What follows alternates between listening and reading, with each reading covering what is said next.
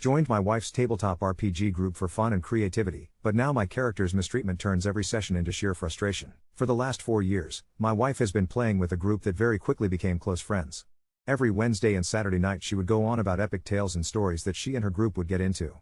Seeing her eyes light up as she talks about her tiefling artificer and his growth and development made my heart swell. She had been wanting to find a group that matches her energy and encourages creativity and told me she found it with them. I couldn't be more happy for her. With permission from the DM and players, I've sat in some of their sessions on Discord, just listening and watching, and found that everyone's energy was so infectious. They bounced ideas off each other, the DM allowed creativity and out-of-the-box thinking, even rewarded everyone for roleplay and solving issues without bashing people's skulls in. I was laughing with them, even felt my heartstrings tugged at emotional moments. I have to say, the DM was insanely great at storytelling and allowing everyone to be the character they wanted. Well, about 6 months ago, they ended their 4-year-long campaign and said goodbye to their beloved group. The DM mentioned she was going to start a new season set in the same world setting with a new adventure 100 years prior to the events that kicked things off. She DM'd me asking if I would like to be a player, and I enthusiastically replied with a hell yeah. I've been playing solo TTRPGs for a while because, like my wife, I've had bad table after bad table, and this seemed like the best opportunity for us both to play together with perhaps one of the best tables we've ever had.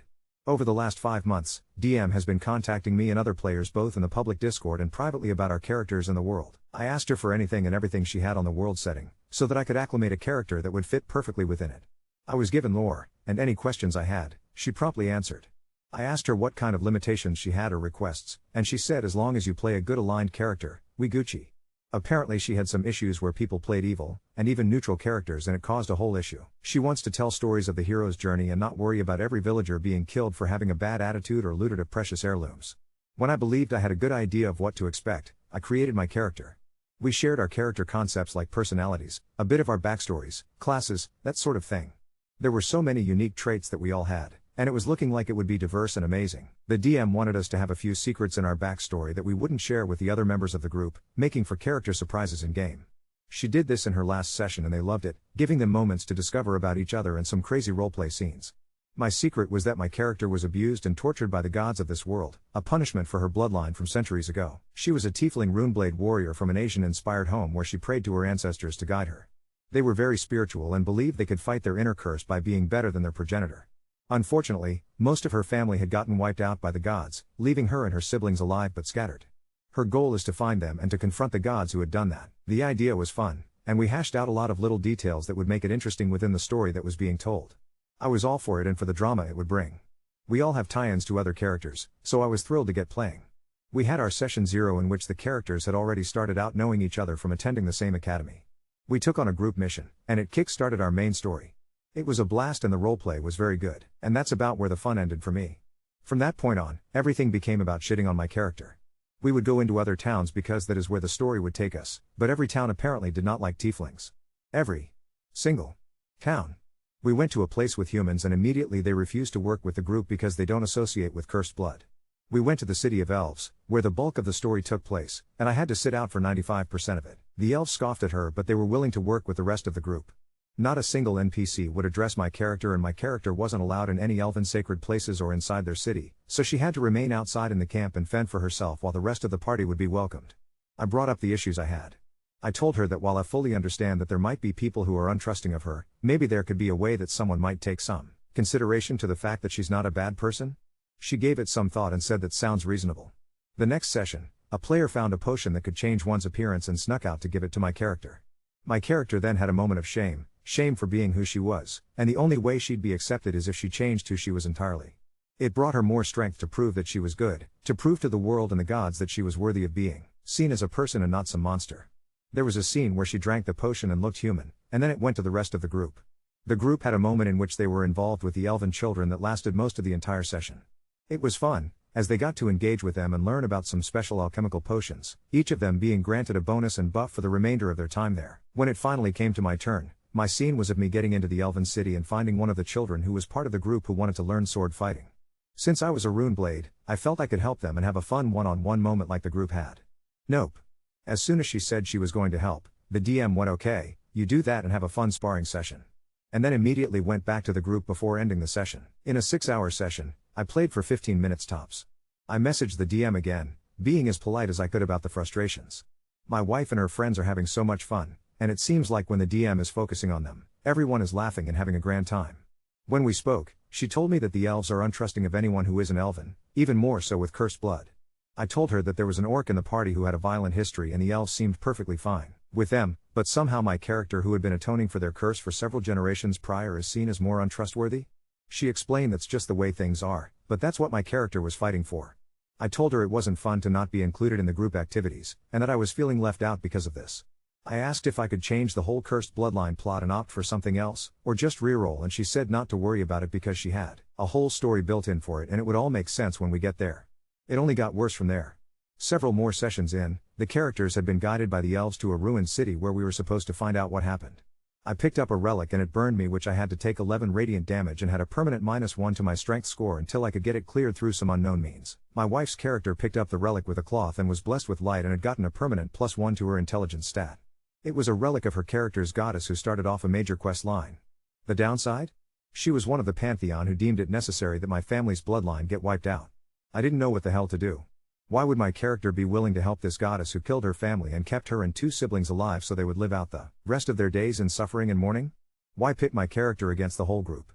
I asked my wife if this has happened before in their games and she said it didn't, but maybe the DM was hoping for more drama.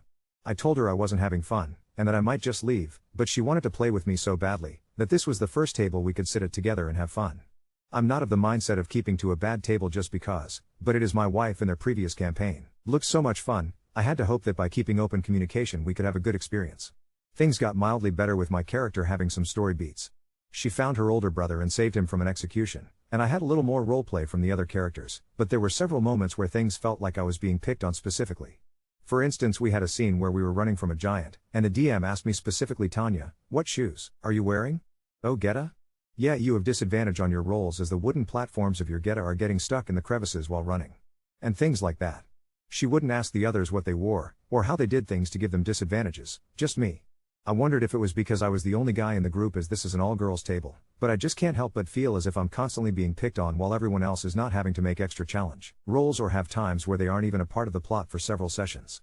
I've spoken with her several times and even brought up the options to reroll or just politely bow out, but she's told me she has some grand plan for my character that I'll love and it ties into the overall story and the other characters, so leaving or re-rolling would ruin all that. I'm at an impasse here because my wife and her friends are having a great time, and if I leave, it will somehow ruin this great plot and their progress, but I dread sitting at the table twice a week for 6 hours a day and get to only chime in when I get any acknowledgement from the NPCs who are even willing to talk to me. Update 1. So a few things that I want to clear up about this situation that I had many people asking me. 1. We were part of 4 tables previously. The first one was a group of college mates we had together that we thoroughly enjoyed, but it ended about 3 months in as the DM was going through a divorce, and never picked it up again. After that, we had bad luck finding good tables. The first one, the DM was a very raw player and skipped all roleplay. Nothing wrong with that, but we found out that it wasn't necessarily what we were looking for. The other tables had some problem players whom the DM didn't do anything about, so we left as it would kill the jive of all the other players around. 2. My wife found this group on DNDB. It was advertised as a novice DM looking for players and not as an all-girls table. It just so happened that all the ones who contacted her were women. 3. She had been telling me about her sessions pretty much from day one, as she was super excited to have found a table that worked for her. I stopped searching and did mostly solo as my new hobby, but I loved hearing about her adventures with other people. 4. She told her group that she'd tell me about these adventures and how excited I was. The DM then extended an invitation to me to watch them via my wife and I could sit in their Discord. I personally asked her permission and the group's permission if I could. I was fully intended to give them space if even one said no. They all agreed and I sat in for the last 3 months of their session. We had all gotten along pretty well. 5. At the end of their campaign, DM told me that they were going to start a new one up a few months after that ended, and asked if I wanted to make a character. I was excited to join since they all seemed really chill, and asked if that was okay with the group. Everyone agreed and were very welcoming. 6. I came to the DM with a different storyline than what we decided on. She liked my idea but wanted to add a little flavor with the scenario between the gods of that world, saying that it fit a vision she had for the story. She didn't tell me what that vision was, but from what I saw she was a great storyteller and I'm very flexible and can play into whatever she drums up for me. I did not know that this vision would then have me out of the game for almost all the social RP stuff. Sure, she came in handy for the mechanics and during fights, but any kind of RP with NPCs or main story plot was non-existent. 7. It wasn't always bad, just during big roleplay moments and some strange rolls that I had to make, but there were moments I had fun. It just wasn't the majority of it. I stuck through because my wife enjoyed me playing with her, and the group always seemed outwardly friendly. I was really trying to give it a shot. Update 2. I talked it over with my wife and she understood how I felt. She admitted she was in a hard place because she loved this group so much and it was the first time she felt like she could express herself, but also play in a game with me that was reminiscent of our first group. She agreed that we would have a one-on-one video chat with the DM privately and discuss any possible ways to make this fun for us all. I even said that if she was going a certain way, to give me some info and I can play up to it. What I basically got was, "I'm sorry you feel that way and can't handle some confrontation within game."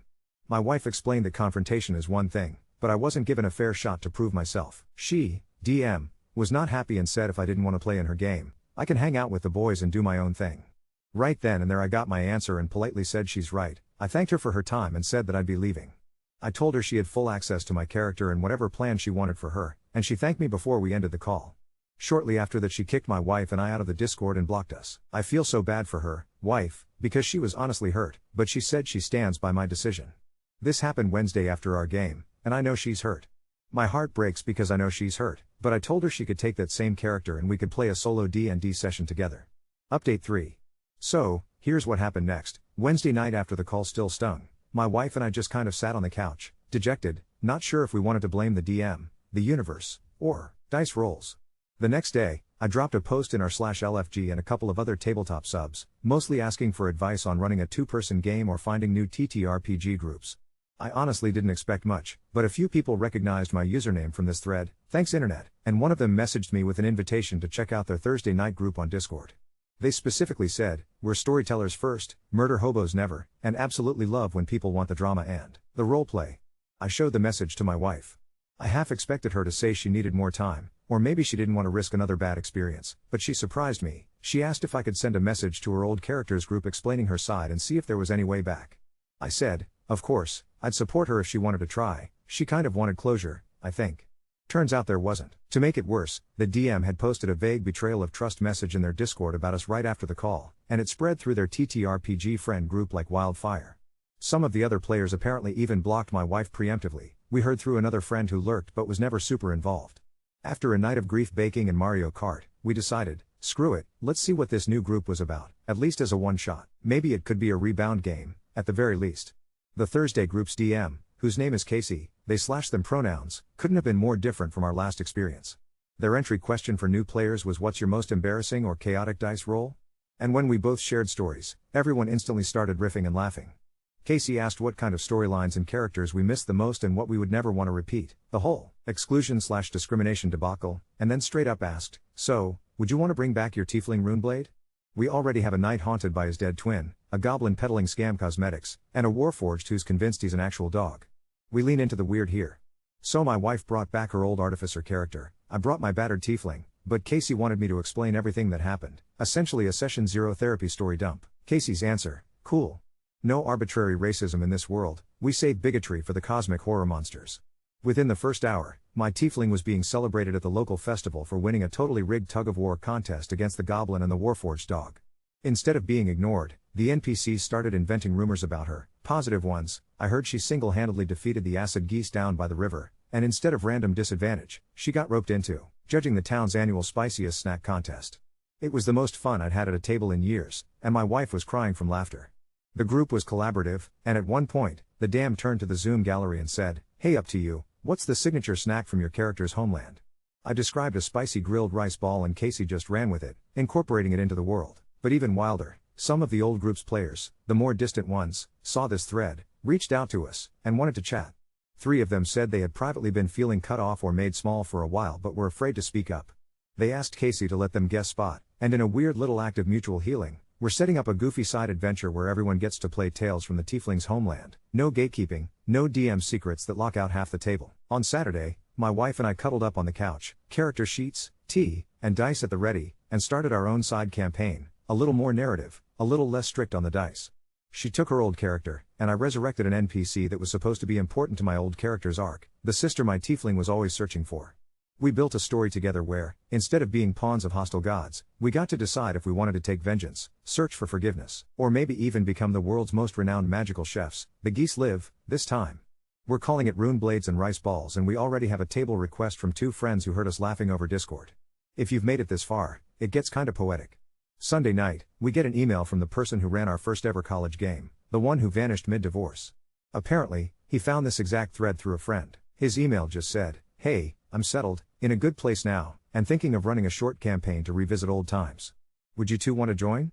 So, after all this chaos and heartbreak and weirdness, we're suddenly flooded with good tables, people who want to play, and even a chance to rebuild the group that first inspired us. I'm still sad about what happened with the old group, because I know my wife feels betrayed by people she trusted, and I know some part of me wanted the dramatic arc the old DM kept promising, but on her terms, never ours. But sitting around a table, real or virtual, and seeing my wife play a giddy tiefling artificer alongside me, laughing, brainstorming, rooting for each other again? I honestly think we leveled up, in every way that counts. We quit the table of exclusion, tried out a new group that celebrates weird characters, and old friends joined in, started our own campaign that's already more fun than anything before, and, best of all, our old DM reached out for a reunion campaign. The adventure continues. And the only disadvantage role I'm worried about now is whether I can keep up with how much my wife is laughing. Update 4. So, it's been 3 more weeks since Rune Blades and Rice Balls became our signature Saturday night, and I swear, switching from dread to delight at the table has completely changed how my wife and I see this hobby. But of course, leave it to fate/the dice gods/the ghost of exclusion table pass to throw a curveball. First, immediate good news, my wife and I have not only cemented our place in Casey's Thursday group, the one where cosmic horrors get all the racism, but the Tales from the Tiefling's Homeland guest arc was such a hit that 2 of the original table's quiet players, Elle and Mari, actually stayed as regulars. They both messaged me saying, "We haven't laughed this hard playing D&D in years, and your wife's maliciously cute constructs belong in a bestiary," which is maybe the highest praise she's ever gotten. There was even, no joke, a session entirely devoted to role-playing the town's founding festival, paper lanterns, wrestling matches with enchanted pillows, and a running NPC joke about the haunted rice balls from my homeland accidentally cursing the mayor's beard blue. Instead of being background color, my tiefling's culture became world flavor, and everybody wanted in. About a week after Elle and Mari became regulars, Casey DMs me with a heads up. The old DM, let's call her Sam, apparently spotted a Twitch VOD with our new Tables Festival episode, since Elle posted a greatest hits highlight reel on TikTok.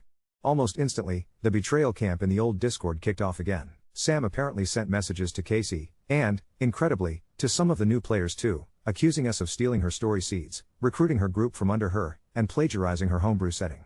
What?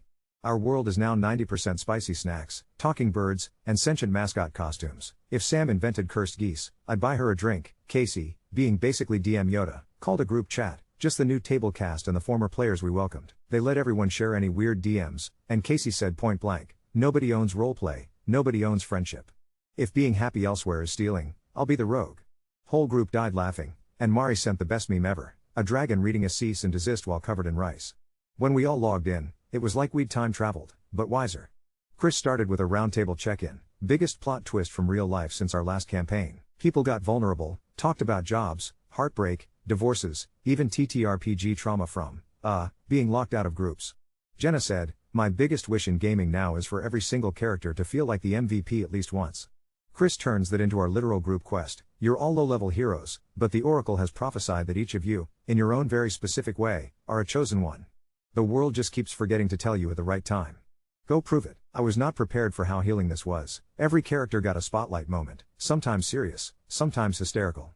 My wife's artificer built a trebuchet out of pickle barrels and accidentally won the town's best float parade. I played a paladin with social anxiety whose special power turned out to be inspiring people by asking them genuinely how they're doing. Every in-game obstacle was, in fact, a metaphorical apology for all the out-of-game gatekeeping we'd felt. Chris even had the villain apologize for exclusion as his dying words, "I just wanted to belong." But I got lost in the rules. No joke, there were tears and jokes about rolling emotional saves. Post-campaign, Chris floated the idea of a shared table alliance. He sets up a little Discord server called the Table of Welcome. The pitch? Any player who gets excluded, steamrolled, or made to feel unseen is always invited to pop in for support, run a game, vent, or just roll comfort dice. That night, half the Thursday group and Elle and Mari join, and the hashtag Bad Dice Memes channel pops off. Through this Discord, we started a weekly table swap night, rotating quick one-shots, no DM drama, no pressure. Every week, a new person GMs, usually cooking up the wildest low-stakes adventures, the Rat King's cheese heist. Potion stand at the county fair. Saving the bard who got stuck in a loot. Once, just for catharsis, we even ran a session where everyone played themselves as TTRPG players, trying to escape a cursed table run by a literal Devil's Rules lawyer. Rolling for assertiveness as a skill was a first for me. One of the very new players from Sam's original group, not the inner circle, joined under a different username with a friendly "Hey, old name's here, just want a drama-free zone, mind if I lurk?" She later DMs me to quietly apologize for how things went down, says she's not playing with Sam anymore, and she's hoping to find a friendlier group. I told her, "You're always welcome at the table of welcome, as a player, not just a lurker." Her first game? She roleplayed a grandma wizard whose eldritch blast is literally fueled by baking cookies for the party. So here's the crazy, super satisfying, absolutely bananas status. My wife, who once dreaded Wednesdays and Saturdays, is now running tiefling tasting tours in 3 overlapping campaigns, and getting custom art from players who beg to draw her artificer's silly inventions. I have friends DMing for the first time ever, including one who swore she'd never do it because she's too anxious. The table of welcome has its own idiotic house rules now. If you can make someone genuinely snort laugh, you get inspiration plus a snack. For the first time ever, I never have to worry whose vision I'm allowed to belong to, and a tiny, sweet coda. My wife and I, tipsy from ginger beer and post-game adrenaline after our latest session, realized it's been years since we just sat across from each other, no campaign, no character sheets, just talking about dreams for the next villain, the next adventure, the next time our characters get to be the heroes in their own story. We both agreed, if you're reading and stuck at a table where the dice only roll for someone else's story, you can always build a new one, even if it's just for you and the person you love most, inventing a world where you're finally invited in.